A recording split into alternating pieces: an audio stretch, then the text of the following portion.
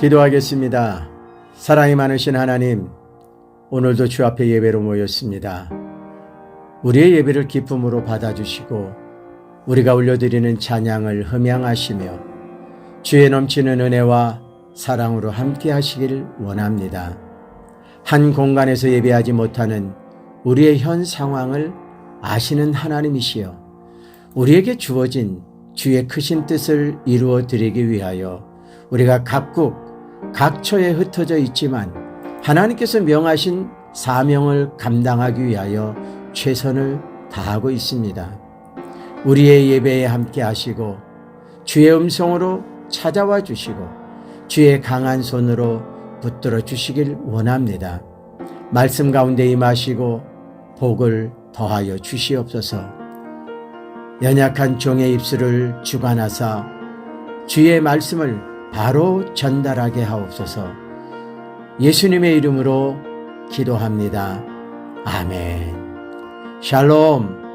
이 한 주간도 주와 동행하시는 귀한 한 주간 되시기를 축원합니다. 하나님의 말씀 사도행전 5장 12절부터 16절까지의 말씀 보겠습니다. 사도행전 5장 12절부터 16절까지입니다. 사도들의 손을 통하여 민간의 표적과 기사가 많이 일어나매 믿는 사람이 다 마음을 같이하여 솔로몬 행각에 모이고 그 나머지는 감히 그들과 상종하는 사람이 없으나 백성이 칭송하더라. 믿고 주께 나오는 자가 더 많으니 남녀의 큰 무리더라. 심지어 병든 사람을 메고 거리에 나가 침대와 요 위에 누이고 베드로가 지날 때 혹 그의 그림자라도 누구에게 덮일까 바라고 예루살렘 부근에 수많은 사람들도 모여 병든 사람과 더러운 귀신에게 괴로움 받는 사람을 데리고 와서 다 나음을 얻으니라. 아멘. 사도행전 5장 12절에서 16절 말씀을 통해서 믿고 나오는 자라는 제목으로 하나님의 말씀을 증거하겠습니다. 예수 그리스도께서 복음을 전하실 때 많은 사람들이 주님을 따랐죠. 그리고 그들은 한결같이 주님의 은혜와 사랑을 힘입기를 원했습니다. 그들 대부분은 병자나 연약한 자, 가난한 자, 힘없는 자, 그리고 소외된 자들이 대부분이었죠. 이제는 주님께서 승천하신 후 제자들이 성령의 역사를 받아 성령의 능력으로 주의 능력으로 역사하게 되었습니다.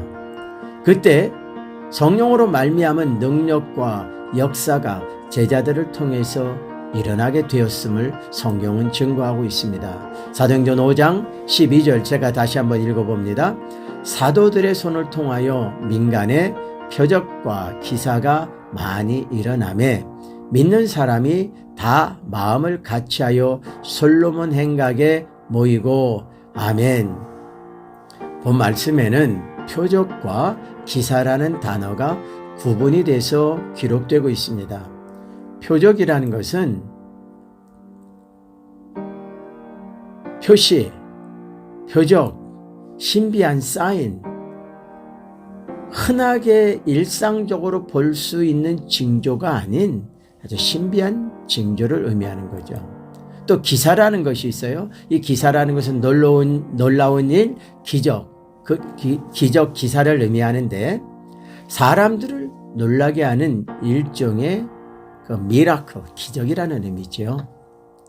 본문의 말씀을 살필 때 사도들이 행하는 놀라운 기적과 역사는 사람의 힘으로 하는 것이 아닌 하나님의 능력으로 말미암은 일이라는 것을 증거하고 있고요. 그것을 사람들이 보고 믿고 주께 나왔다라는 의미가 됩니다. 사도들을 통해서 일어난 표적과 기사는 대표적으로 세 가지를 들 수가 있어요. 사도들이 복음을 전할 때에 수많은 사람들이 회개하고 주님 앞에 나왔지요. 그때 회개하고 나온 사람들의 숫자가 3,000명이 되고 5,000명이 되었다라고 성경은 증거하고 있어요. 또 다른 하나는 안전뱅이를 치유하는 역사가 있었어요. 그 안전뱅이가 치유되고 일어난 기적을 사람들이 보고 놀라게 되죠. 이것 또한 많은 사람들을 불러 모으는 기적과 같은 은혜의 역사입니다. 또 다른 하나가 있는데요. 사도를 속이고 교회를 속이는 악한 자들이 사도들의 저주로 인하여 죽임을 당하는 무서운 역사가 있었습니다. 아마도 많은 사람들은 이러한 역사가 사도들을 통해서 일어나게 되는 일들을 보면서 놀라게 되었을 것입니다. 그 결과 더 많은 사람들이 사도들 앞에 찾아 나오게 된 것을 볼 수 있습니다. 그러나 대제사장들과 장로들 그리고 유대의 지도자들은 오히려 예수님 때보다 더 긴장하게 되었습니다. 왜냐하면 예수님 때는 예수님 한 사람만 막으면 됐잖아요. 그런데 이제는 더 많은 사도들이 성령의 능력으로 행하고 있고 또 그들이 한 지역만이 아니라 그 기적과 표적과 능력의 역사를 많은 제자들이 가는 곳곳에서 일어나게 되었다라는 거죠. 그러니까 저들은 긴장할 수밖에 없었고요.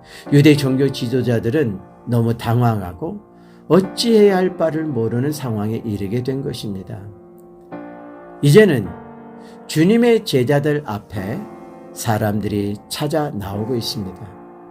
이 모습들은 마치 주님께서 행하셨던 기적과 치유의 역사를 떠올리게 할 정도입니다.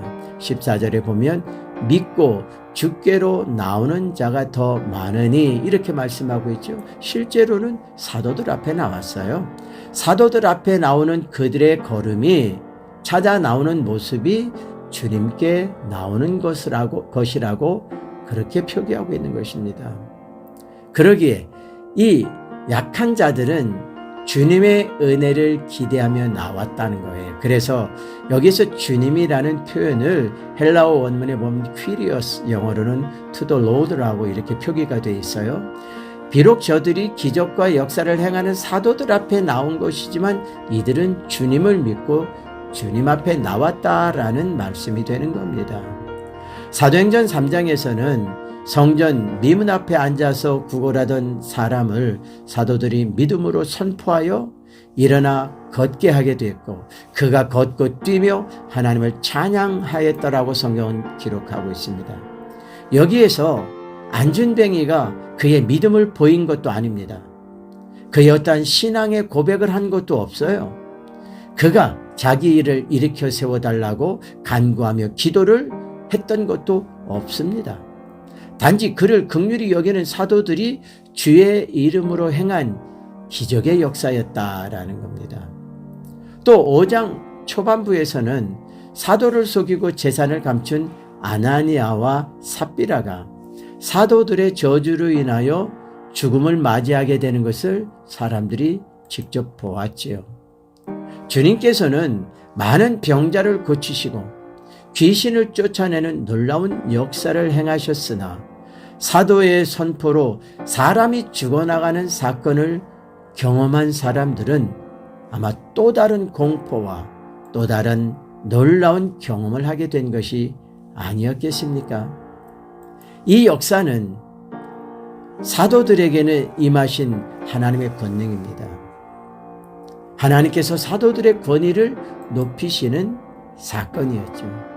그런데 오늘 본문의 말씀에 보면 많은 병자들과 연약한 자들이 사도들 앞에 나오는데 그들이 모두 나음을 얻었다. 이렇게 성경은 기록하고 있어요. 16절 다시 한번 읽어봅니다.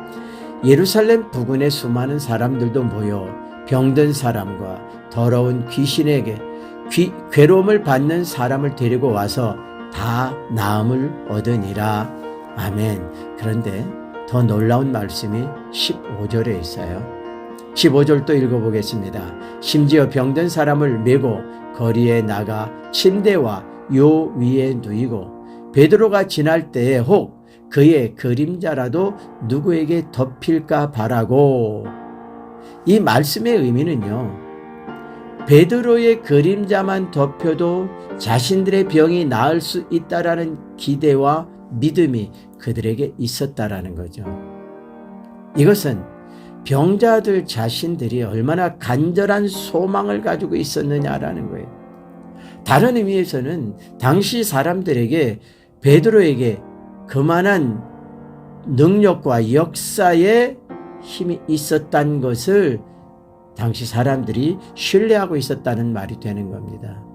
우리는 이 부분에서 주님께서 약속하시고 명하신 말씀이 떠오릅니다. 사도행전 1장 8절입니다.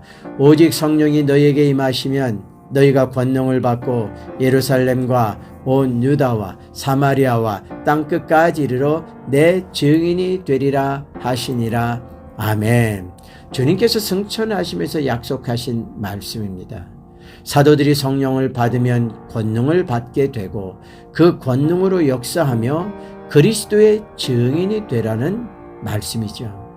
처음부터 사도들에게 이러한 능력이 있었던 것은 아닙니다. 주님께서 약속하신 성령을 받고 그 성령으로 역사하게 될 때에 주께서 약속하신 대로 권능의 역사가 일어났더라 하는 것이죠. 그리고 그 권능의 역사로 말미암아 많은 사람들이 주님께 나오게 되었더라고 성경은 증거하고 있습니다. 예수님께서 하나님의 나라를 전하시며 병자들을 고치시며 기적을 행하실 때도 많은 사람들이 주님께 나왔었죠. 누가복음 6장 17절입니다. 예수께서 그들과 함께 내려오사 평지에 서시니 그 제자의 많은 무리와 예수의 말씀도 듣고 병 고침을 받으려고 유대 사방과 예루살렘과 두로와 시돈의 해안으로부터 온 많은 백성도 있더라. 아멘. 또 누가복음 6장 19절입니다. 온 무리가 예수를 만지려고 힘쓰니 이는 능력이 예수께로부터 나와서 모든 사람을 낫게 함이러라. 아멘. 여기에서 사람들이 주님께 나오는 것은 주님의 은혜를 힘입기 위함이고 주님의 은혜로 말미암아 치유함을 얻기 위함이었죠. 이처럼 하나님의 능력이 나타나는 곳에는 많은 사람들이 하나님의 은혜와 능력을 구하며 찾아 나오는 것을 알 수가 있습니다. 사도들의 능력에 대한 소문이 바로 많은 사람을 각처에서 모이게 한 것입니다.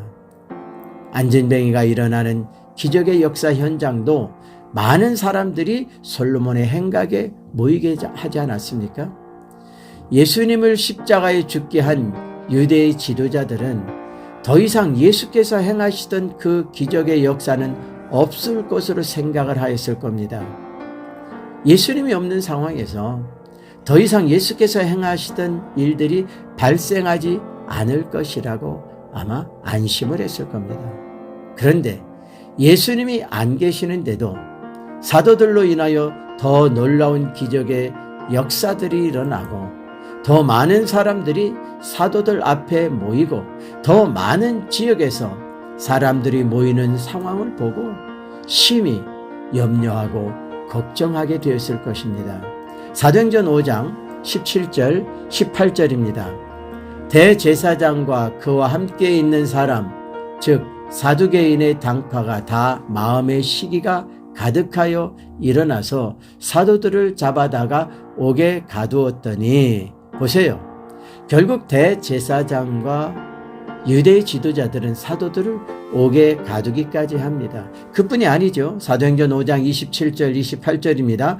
그들을 끌어다가 공회 앞에 세우니 대제사장이 물어 이르되 우리가 이 이름으로 사람을 가르치지 말라고 엄금하였으되 너희가 너희 가르침을 예루살렘에 가득하게 하니 이 사람의 피를 우리에게로 돌리고자 함이로다.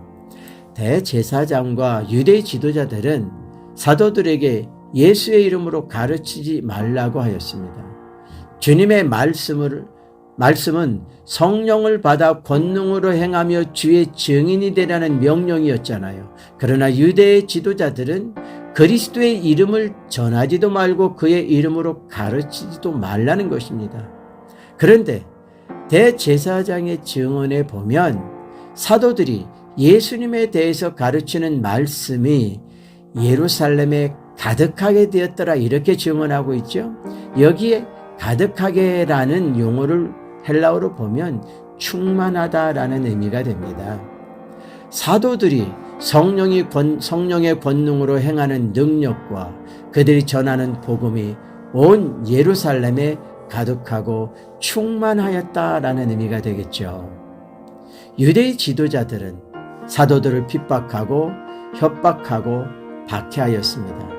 그런데 오히려 더 많은 사람들이 은혜를 구하며 찾아 나오게 되었음을 성경이 증거하고 있습니다.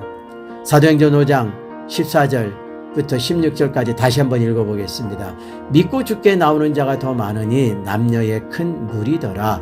심지어 병든 사람을 메고 거리에 나가 침대와 요 위에 누이고 베드로가 지날 때 혹 그의 그림자라도 누구에게 덮일까 바라고 예루살렘 부근에 수많은 사람들도 모여 병든 사람과 더러운 귀신에게 괴로움 받는 사람을 데리고 와서 다 나음을 얻으니라.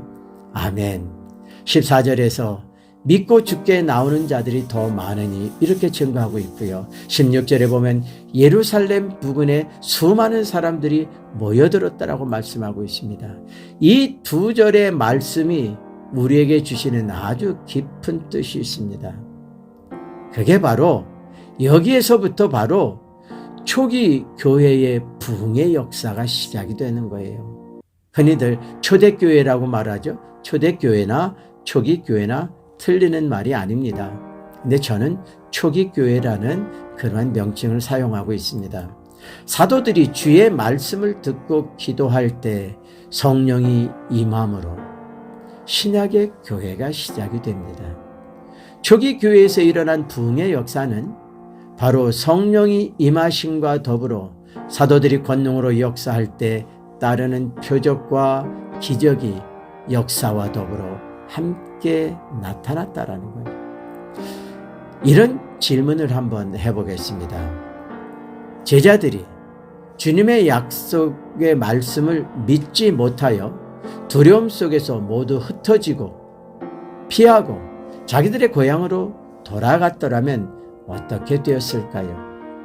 제자들이 성령의 충만함을 받지 못하였더라면 과연 이런 부흥의 역사는 가능했을까요? 제자들이 성령의 충만함을 받지 못한 상태에서 제사장들과 유대 종교 지도자들의 협박과 박해를 받았더라면 그들이 그 모든 박해와 협박을 견뎌낼 수 있었을까요? 어떤 결과가 나왔을까요? 많은 목회자들이 또는 교회 중직들이 저에게 이런 질문을 하곤 합니다. 교회의 진정한 부흥은 무엇입니까? 교회가 부흥하려면 어떻게 해야 합니까? 이런 질문의 배후에는 큰 교회, 성도들의 숫자가 많은 교회, 재정이 넉넉하고 많은 교회, 유명한 교회, 또 유명한 목회자, 사람들에게 성공한 교회 이렇게 평가받는 그러한 교회를 머리에 염두에 두고 질문을 하는 거죠. 저는 그분들에게 다시 이런 질문을 합니다.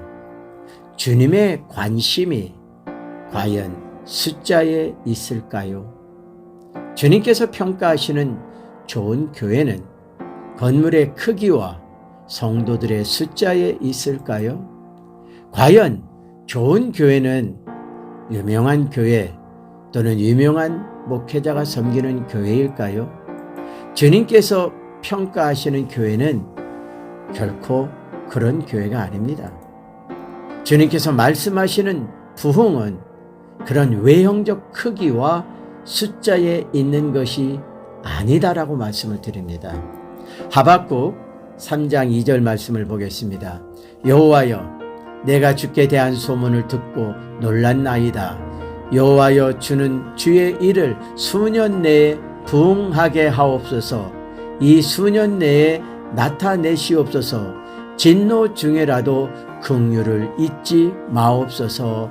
아멘. 이 말씀에 부흥이라는 단어가 소개가 됩니다. 이 부흥이라는 히브리어 하야라는 단어는요, 해석을 하면 살다, 살아있다 또는 생명을 유지시키다라는 의미의 내용입니다.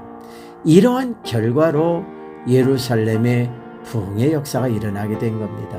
또 한 것 봅니다. 사도행전 6장 7절입니다. 하나님의 말씀이 점점 왕성하여 예루살렘에 있는 제자의 수가 더 심히 많아지고 허다한 제사장의 무리도 이 도에 복종하니라. 아멘.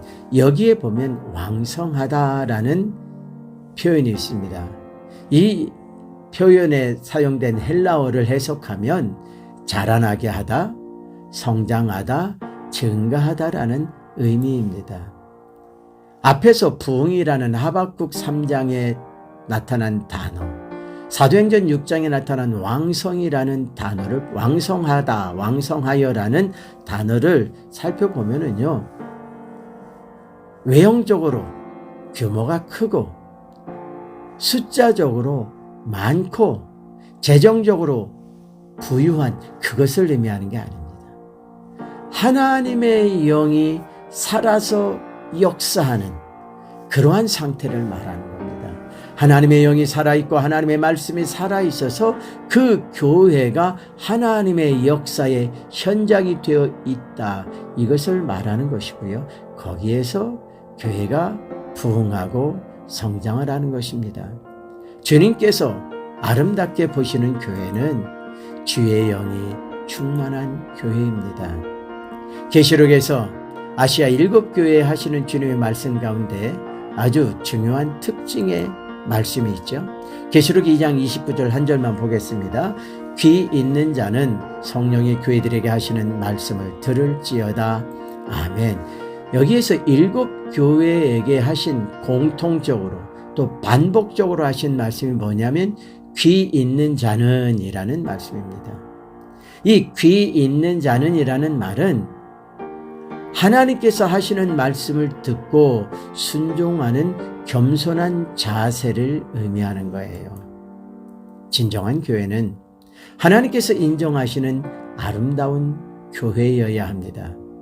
하나님께서 인정하시는 아름다움은 영적으로 깨어있고 하나님과의 아름다운 관계가 유지되고 하나님의 영으로 말미암은 생명력이 유지되는 교회, 이 교회가 정말 아름다운 교회고 바른 교회다라는 것을 성경이 증거하고 있습니다.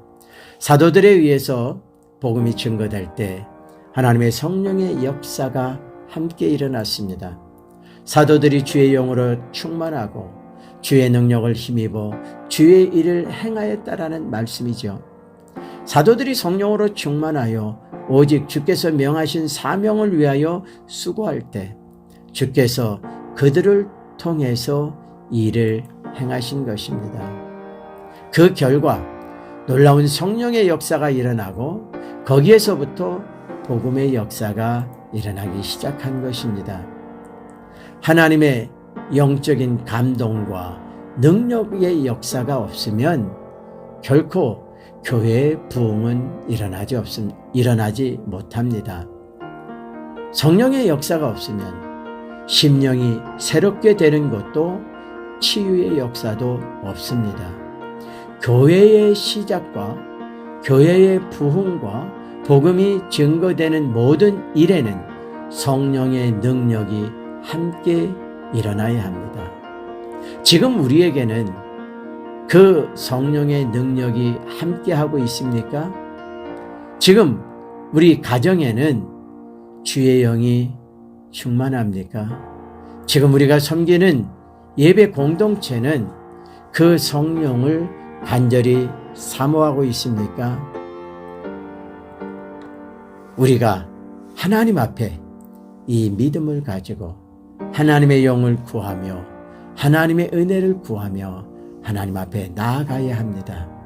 믿고 주 앞에 나오는 수많은 사도들 앞에 병자들처럼 간절한 마음으로 믿음을 가지고 주님 앞에 나올 때에 우리를 통해서 영광 받으시는 하나님, 치료하시고 은혜 주시고 구원하시고 복을 주시는 줄로 믿습니다. 기도하겠습니다. 하나님 감사합니다. 연약하고 나약하고 병든 심령들이 하나님께서 행하시는 역사를 보고 사도들을 통해서 행하시는 놀라운 기적과 기사와 표적을 보고 성령의 감동을 받아 주 앞에 나왔습니다.